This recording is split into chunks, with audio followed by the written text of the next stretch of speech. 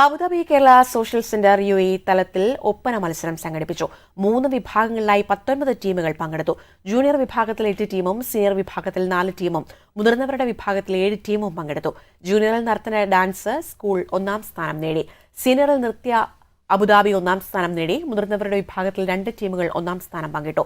Abu Dhabi നൂപുര ടീമും rhythm institute of performing ആർട്സും ജേതാക്കളായി.